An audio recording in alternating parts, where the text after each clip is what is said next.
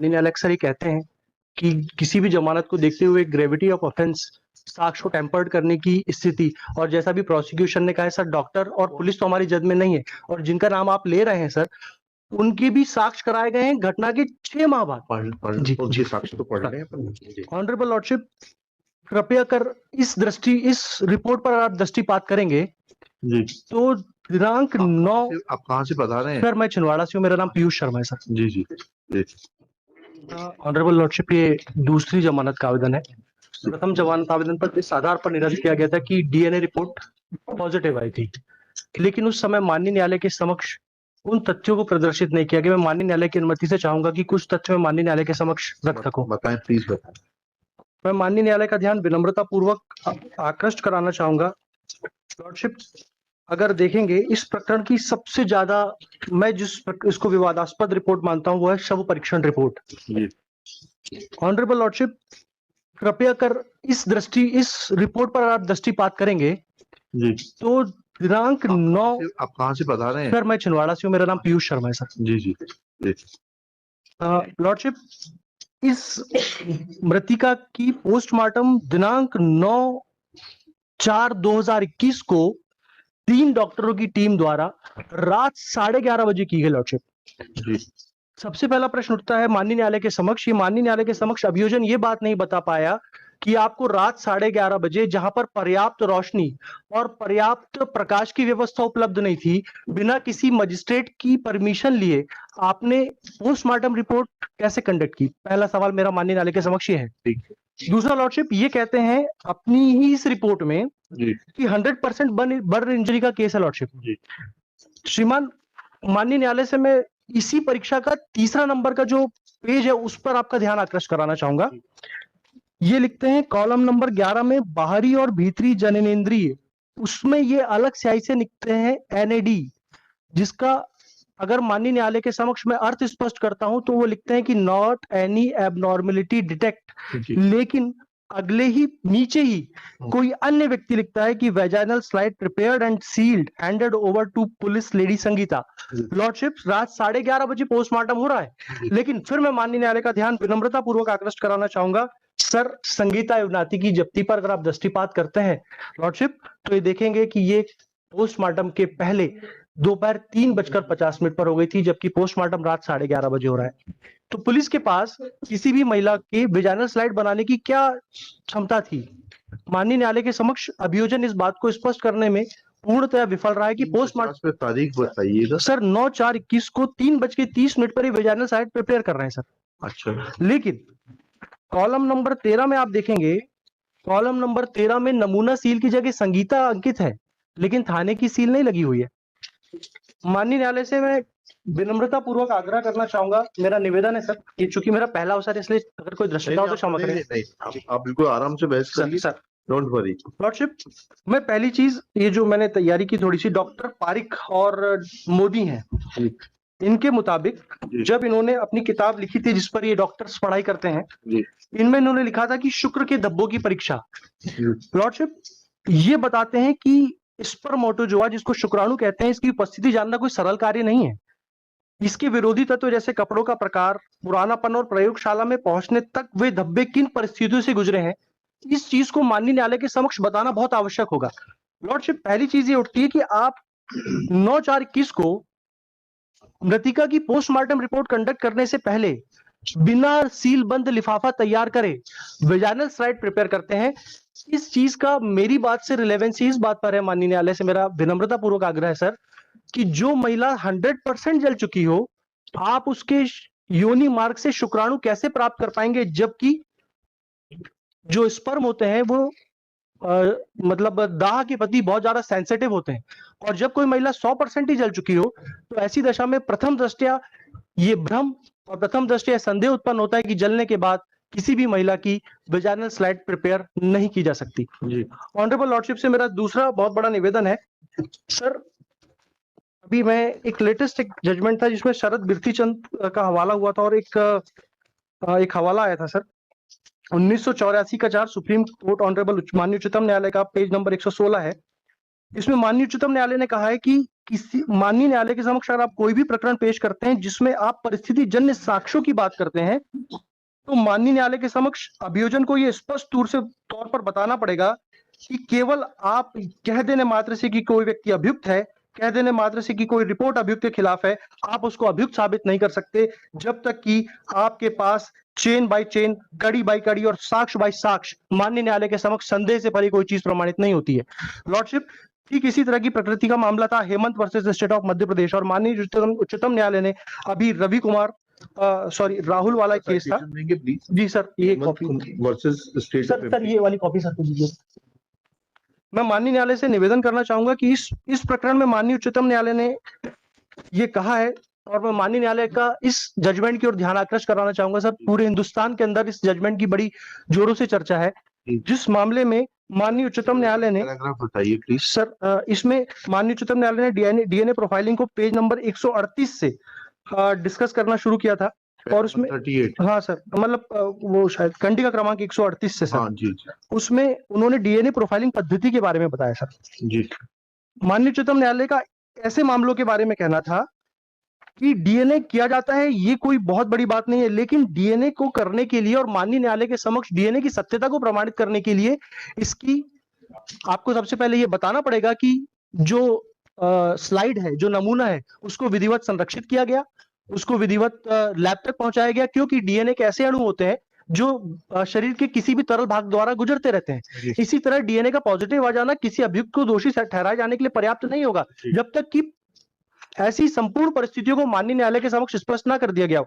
Lordship, इस पूरे प्रकरण में जो मैंने माननीय न्यायालय के समक्ष अभी प्रकरण प्रस्तुत किया है, उसमें भी 5 माह के विलंब के बाद ये जो सैंपल था पहुंचाया गया। लॉर्डशिप, इस प्रकरण में ना तो कोई सीलबंद लिफाफा है, और आफ्टर मतलब 4 माह के बाद सर ये इसकी डीएनए सैंपलिंग कराते हैं। ये इसकी रिपोर्ट आती है सर 20/9/2021 को। लॉर्डशिप, 20/9/2021 की आप रिपोर्ट देखेंगे, और 9/4 को महिला का पोस्टमार्टम रात 11:30 बजे हो रहा है। साहब, 3 महीने तक ये कहां इस स्लाइड को रखे रहे बिना सीलबंद नमूने को? जी, थाने में रखा रहा। जी। थाने में जब आप रखे रहते हो तो नमूने से छेड़छाड़ करने की आशंका से इनकार नहीं किया जा सकता। और लॉर्डशिप, इस प्रकरण की सबसे बड़ी चीज ये आती है कि जब ये वेजाइनल स्लाइड और स्वैब बताते हैं, जबकि मैंने माननीय न्यायालय को पूर्व में निवेदन कर बताया था कि इन्होंने केवल सर स्लाइड प्रिपेयर की थी, स्वैब नहीं बनाया था सर। तो सर ये स्वैब इनको कहां से प्राप्त हो गया अतिरिक्त? इसका मतलब ये है कि अभियुक्त को झूठा बचाने के आशय से इन्होंने ये पूरी कथा रची है। लॉर्डशिप, इसके बाद जब ये जांच होती है, फिर ये स्लाइड वापस आता है। लॉर्डशिप, ये इसका ब्लड निकालते हैं। ब्लड इन्होंने निकाला, किस अवस्था में निकाला, कितनी मात्रा में निकाला, किस तो उसका तो मेमो होता है, बनता है सर। लेकिन मेरा माननीय न्यायालय से निवेदन है कि सर आपने तो ब्लड निकाल लिया, लेकिन इसके पहले तक हमको फंसाने की संपूर्ण कार्यवाही अभियोजन के द्वारा सुनिश्चित कर ली गई। आईओ एग्जामिन हो गया सर, आईओ से पूछा ये सब चीजें? सर अभी तो मैं माननीय न्यायालय के समक्ष डिले के लिए आया था कि हमारा ट्रायल नहीं हो पा रहा। बेल देने आए, बिल्कुल ठीक है जी, लेकिन ये सारे सवाल तो आप आईओ से पूछेंगे ना। मैं माननीय न्यायालय के समक्ष सैंपल प्रॉपर्ली सील नहीं किया गया, डॉक्टर आएगा, डॉक्टर से पूछेंगे, सर है ना। और और सर आप उससे पूछेंगे, डॉक्टर से पूछेंगे कि 100% बर्न केस में जो है ये वेजाइनल स्लाइड बनाई जा सकती है कि नहीं बनाई जा सकती, what will be the impact of the burn injuries on the efficacy of the sperms or the DNA material which has been recovered from the vagina of the victim।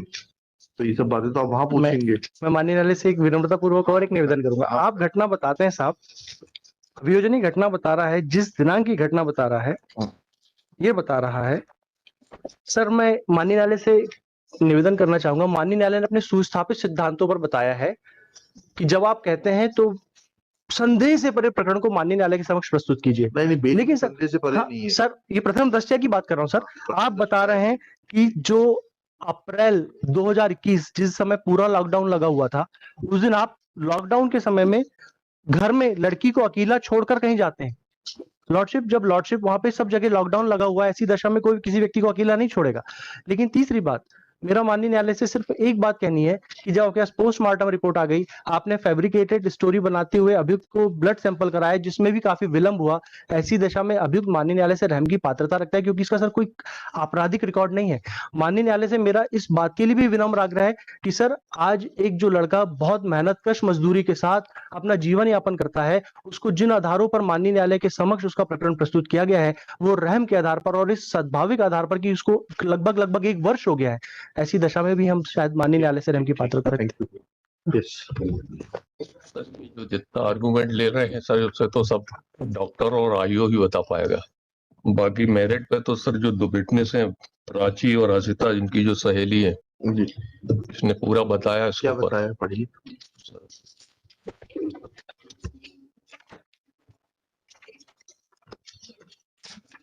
और जो ये डिसीज है sir, aged about 15 years of age. बंद कैसे हो गया था ये? आपने बंद किया था ये? अभी मैंने ऑन किया, बंद कैसे हो गया?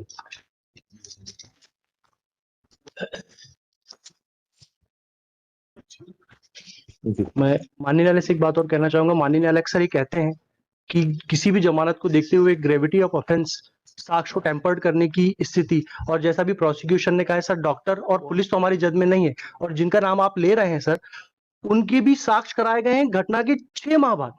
जी, उनके साक्ष्य तो पढ़ रहे हैं जी।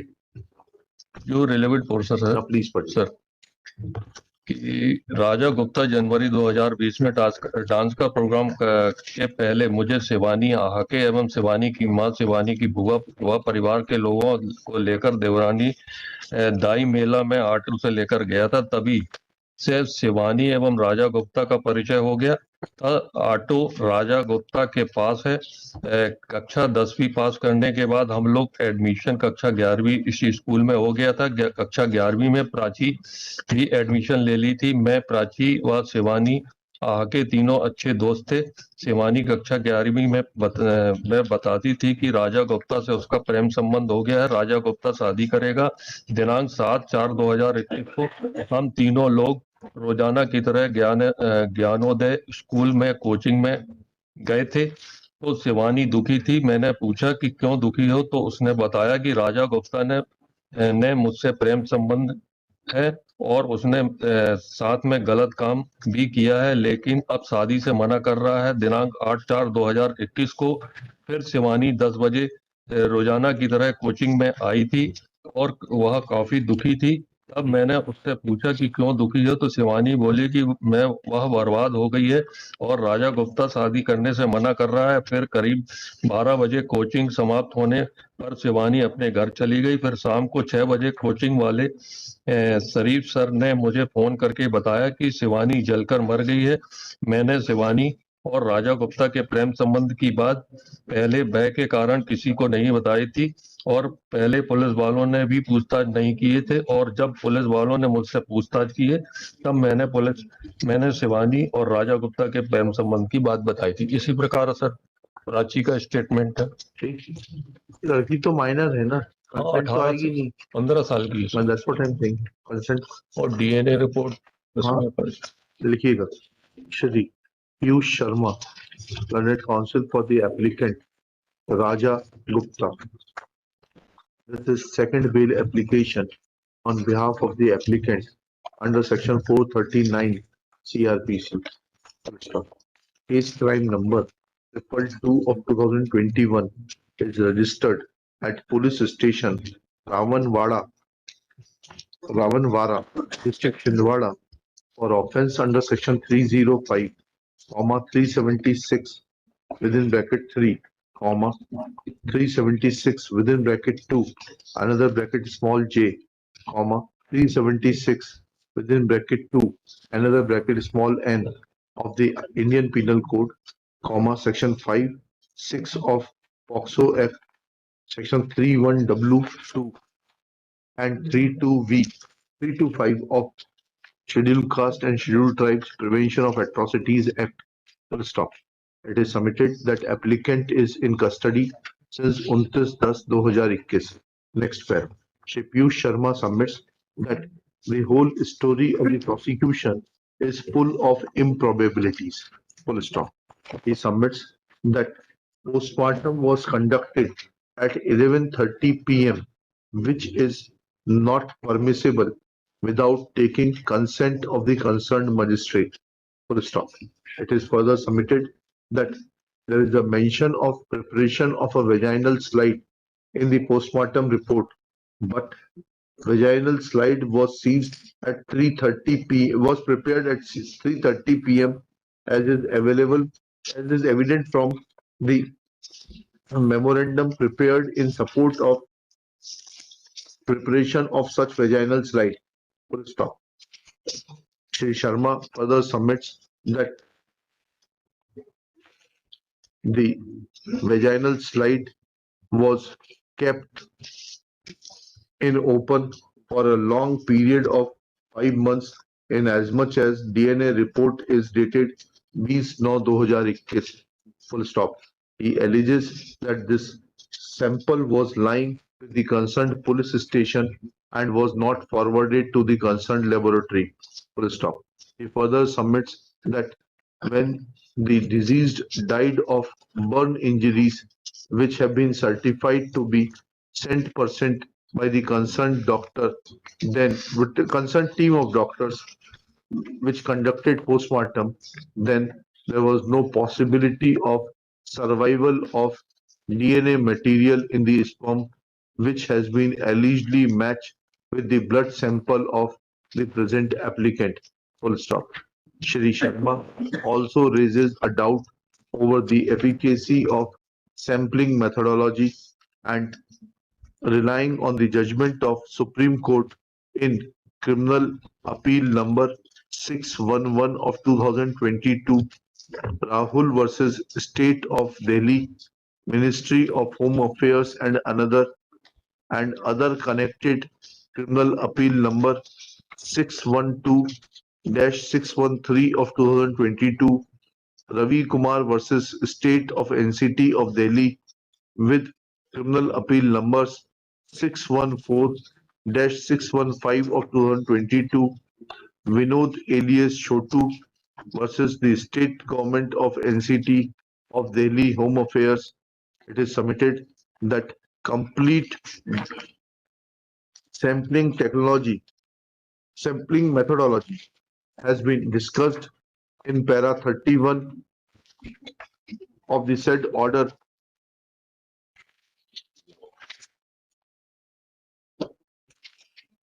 Full stop. Honorable Supreme Court has exhaustively quoted relevant paragraphs from another judgment of Supreme Court in Manoj and others versus State of Madhya Pradesh bracket में 2022 bracket close SCC online SC 677, and reading this, it is submitted that there is neither for adherence of the protocol for taking samples for DNA testing, nor there is any material to point out guilt of the present applicant. Full stop. It is submitted that present applicant is a self-employed person. He is young, he is a youth of aged about 21-22 years. He be enlarged on bail. Next paragraph. Shri Ajay Kumar Tamrakar, learned penal lawyer for the state, submit that statements of two of the friends of the deceased Shivani are available on record, namely Prachi and Archita, who have expressed in their statements that deceased was having a filial relationship with the present applicant, who was driving auto at the relevant point of time, which they used to engage to travel up to their school. Next, it is submitted that disease had confided in them that he had established physical relationship with her and thereafter refused to marry her. Full stop. It is submitted that all these facts require detailed elaboration and evidence of these witnesses namely Archita and Prachi, is vital to the case of the prosecution, and if present applicant is enlarged on bail, then he will try to tamper with the evidence. Next para. It is further submitted that all the arguments raised by learned counsel for the applicant Shri Piyush Sharma are matter of evidence and they cannot be decided at the time of deciding this bail application. Next, after hearing learned counsel for the parties and going through the record, it is evident that first bail application was dismissed due to finding of the concerned SFSL laboratory that DNA material found on the vaginal slide matches with the DNA material collected from the present applicant. Full stop. There is no change of circumstance. Though Shri Piyush Sharma has vehemently argued and has tried to raise doubt about the efficacy of the sampling procedure. Full stop. However, this efficacy of sampling procedure can be tested before the trial court and not in an bail application. Therefore, for the present, taking this fact into consideration that deceased was a minor aged about 15 years, there is evidence of establishment of physical relationship which has been confirmed in the form of DNA report, it cannot be said that applicant is not guilty or prima facie not guilty of the offences charged with. Full stop. Application fails and is dismissed. Obelisk.